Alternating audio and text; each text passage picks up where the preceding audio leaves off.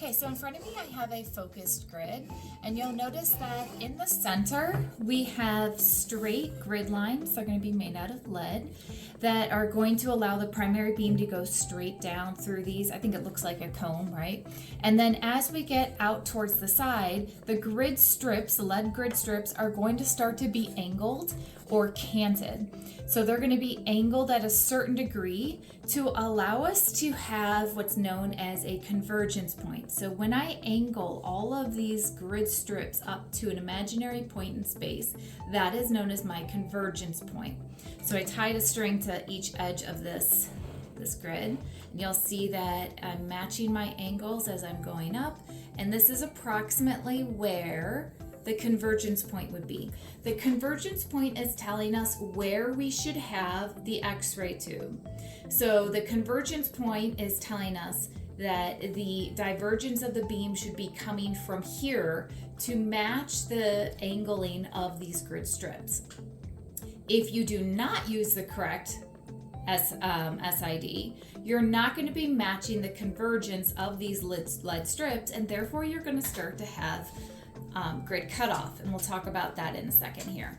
So going back to some definitions, this is going to be our convergence point, right?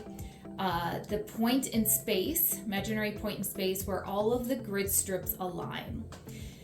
This back down to the image receptor is going to be known as your focal distance. So if I'm using, say, a 40-inch grid, that means that my convergence point is 40 inches away from my grid, and if I use a focal distance SID of 40 inches, I will correctly use my grid and not have grid cutoff.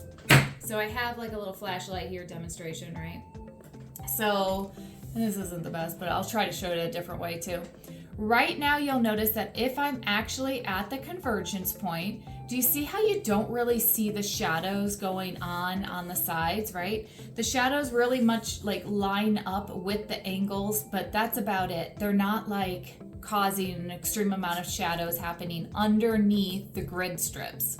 Now, if I use the incorrect SID, the low SID is kind of hard to see, but actually that kind of works. Do you see how it's creating a lot more shadows that are getting pushed off into the sides, where the middle is still bright and okay? If I were to go too high, so at this point I am no longer at the focal distance or convergence point, right? You can see, oh man, you can see this so good. Again, the straight part is not going to have any problems receiving radiation because it's straight, but this convergence is no longer matching the convergence of the grid. And so now, if you'll notice, you can actually see shadows being projected off underneath here on the sides. So do you see how the shadows are kind of not directly below the grid strip, right? So what that's doing is when I'm at the wrong distance, oh, that's showing that dark shadow really, really well on that side. I know I'm probably a little bit off center. I'm not in D10, people. So if that happens, this is going to be known as off-focus grid error, right? You're at the wrong focal distance. So our focal distance, remember, this is the convergence point up to the X-ray tube, this is my convergence point. From my X-ray tube back down to my grid is known as the focal distance. Now, have any of y'all noticed that sometimes you go to take an X-ray and you're not quite at a 40-inch SID? Maybe you're at 39 or 42 inches. So you get a little bit of wiggle room where it's not really going to have too much grid cutoff. But if I were to do like 72 inches or like 20 inches when I had a 40-inch SID, we're definitely going to see grid cutoff, and it's going to appear as symmetrical peripheral cutoff on both sides. Those are some big syllable words, which really just means you have the same amount of cutoff on both sides, right? So the middle, like I said, is going to be fine. It's going to receive all the radiation.